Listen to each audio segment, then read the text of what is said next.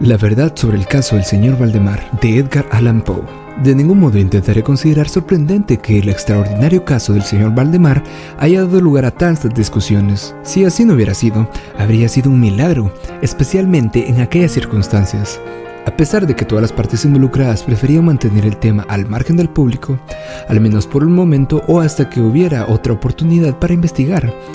Y a pesar de todos nuestros esfuerzos para conseguirlo, comenzó a difundirse en la sociedad un relato alternado y exagerado que se convirtió en fuente de desagradables interpretaciones falsas y, por supuesto, de profunda incredulidad. Es necesario que yo dé a conocer los hechos, tal como yo lo entiendo. En resumen, se trata de lo siguiente. Durante los últimos 3 años, el hipnotismo había llamado mi atención. Hace aproximadamente 9 meses se me ocurrió de repente que en la serie de experimentos hechos hasta el momento se había producido una notable e inexplicable omisión. Nadie había sido hipnotizado in articulo mortis o durante su muerte. Primero, quedaba ver si en tal condición existía un paciente susceptible de la influencia magnética. En segundo lugar, en caso de existir, si dicho estado aumentaría o disminuiría esa susceptibilidad. Y, en tercer lugar, en qué medida o cuánto tiempo el proceso podría detener la intrusión de la muerte. Quedaban otros puntos por aclarar, pero estos eran los que más excitaban mi curiosidad, especialmente el último, por la inmensa importancia de sus consecuencias. Pensando si entre mis conocidos había alguien con quien probar estos puntos, me acordé de mi amigo Ernest Valdemar, el conocido compilador de la biblioteca forénsica y autor de las versiones polacas de Weinstein y Gargantúa. El señor Valdemar, que vivía en Harlem, Nueva York, desde 1839, es o era particularmente notable por su extraordinaria delgadez y también por lo blanco de sus patillas, en violento contraste con el negro de su pelo, lo que hacía que muchos creyeran que llevaba peluca. Su temperamento era muy nervioso y resultaba un buen sujeto de experiencias hipnóticas. En 2 o 3 ocasiones yo le había adormecido sin gran dificultad, pero me sentí decepcionado por otros resultados que no pude conseguir, a pesar de su especial constitución. Su voluntad no quedaba nunca sometida completamente a mi control, y, en cuanto a la clarividencia, ninguno de los resultados obtenidos con él merecían confianza. Siempre había atribuido mis fracasos a su mal estado de salud. Algunos meses antes de relacionarme con él, los médicos le habían declarado tuberculosis. En realidad, habitualmente hablaba con calma cuando se refería a su próximo fin, como algo de lo que no podía olvidarse ni lamentarse. Cuando las ideas a las que aludía vinieron a mi mente, resultaba natural pensar en el señor Valdemar. Conocía la serena filosofía del hombre demasiado bien como para tener algún escrúpulo de su parte. Al no tener parientes en América, nadie podía inferir. Le hablé con franqueza sobre el tema y, para mi sorpresa, se mostró muy entusiasmado. Digo, me sorprende porque, aunque siempre se había prestado libremente a mis experimentos, nunca me había demostrado interés por lo que yo hacía. La enfermedad que padecía permitía calcular el momento en que se produciría su muerte. Finalmente, acordamos que mandaría a avisarme 24 horas antes del momento anunciado por el médico para su fin.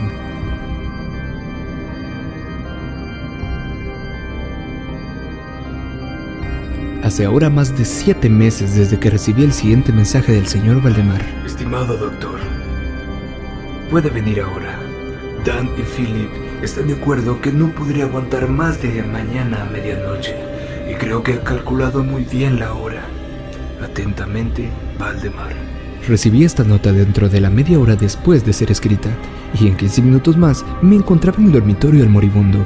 No le había visto en los últimos 10 días y me sorprendió la horrible alteración que había sufrido durante un breve periodo de tiempo. La cara tenía un color plomizo, los ojos carecían de todo brío y su delgadez era tan terrible que la piel se le había abierto en los pómulos. Expectoraba continuamente. Su pulso era casi imperceptible. Sin embargo, consideraba de manera notable su poder mental y cierto grado de fuerza física. Hablaba con claridad. Tomó algunas medicinas sin ayuda y cuando entré en la habitación estaba escribiendo unos libros de notas. Se mantenía sentado en el lecho con la ayuda de unas almohadas y a su lado se encontraban los doctores Dan y Philip. Después de estrechar la mano de Valdemar, aparté a estos caballeros y les pedí que me contaran con todo detalle cuál era el estado del paciente.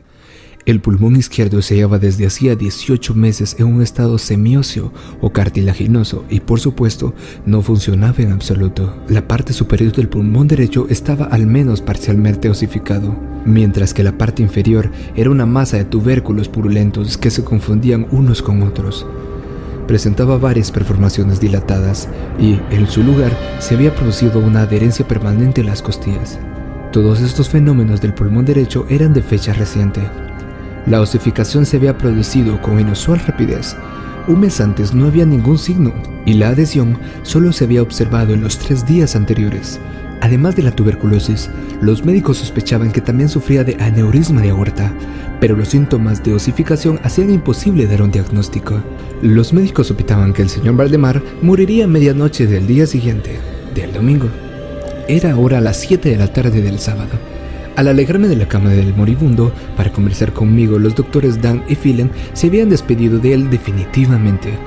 No tenían intención de regresar, pero, a petición mía, acordaron volver a ver al paciente alrededor de las 10 de la noche del día siguiente. Cuando se fueron, hablé libremente con el señor Valdemar acerca del tema de su cercana muerte y también, más especialmente, del experimento propuesto. Todavía se mostraba deseoso y hasta ansioso de participar en él, y me presionó para que comenzara de inmediato.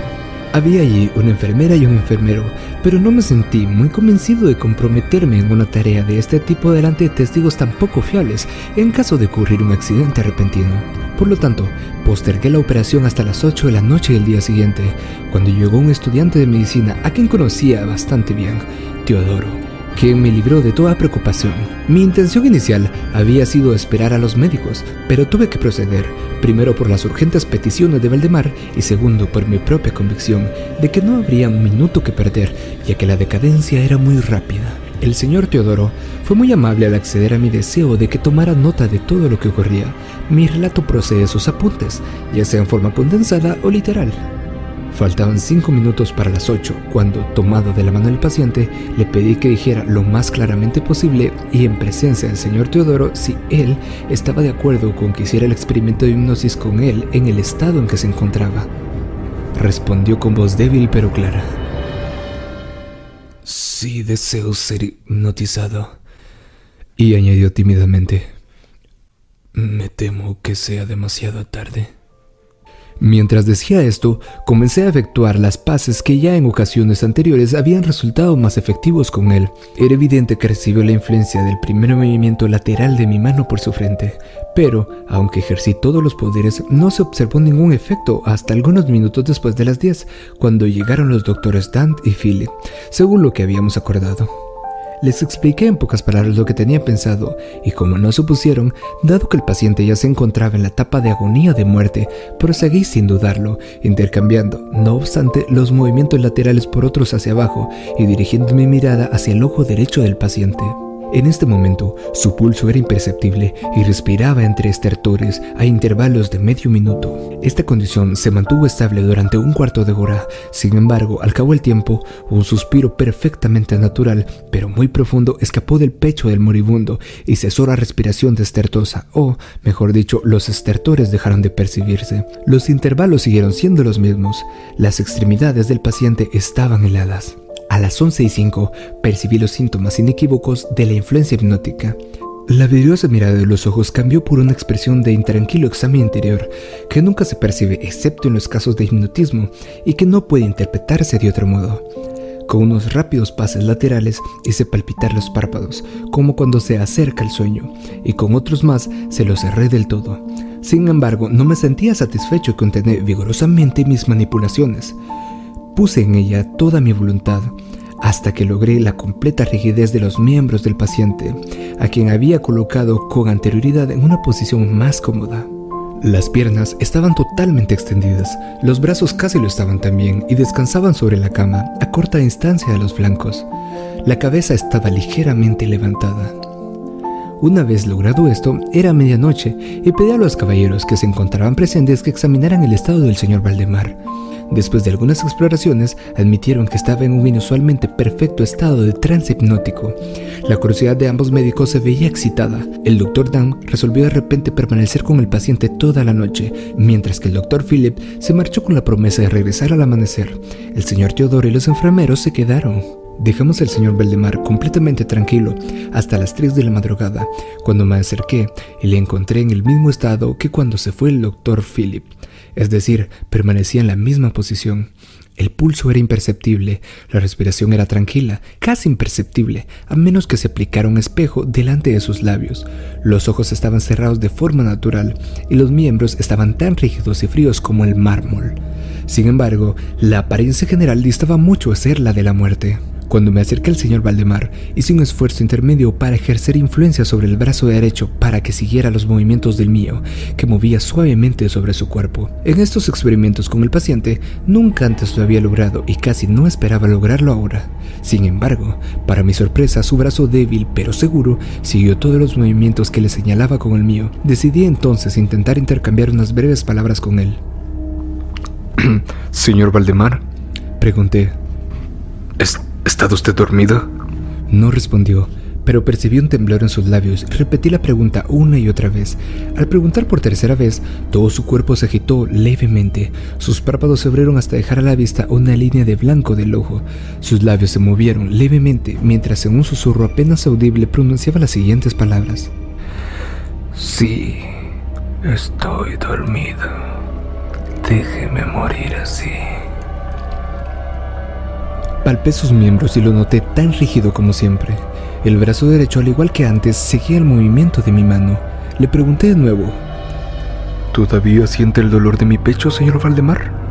La respuesta fue inmediata, pero menos audible que antes. No hay dolor. Estoy muriendo. No creí aconsejable perturbarle más en ese momento, y no dije ni hice nada más hasta que llegó el Dr. Philip, que vino poco después del amanecer y expresó una gran sorpresa al encontrar al paciente todavía con vida. Después de tomarle el pulso y al aplicar el espejo a sus labios, me pidió que hablara con el paciente otra vez. Le dije entonces: Señor Valdemar, ¿todavía duerme? Al igual que antes, pasaron algunos minutos hasta que recibí una respuesta. Durante el intervalo del moribundo parecía estar juntando energías para hablar. A la cuarta repetición de mi pregunta, dijo débilmente, casi en forma inaudible: Sí, todavía duermo. Me estoy muriendo.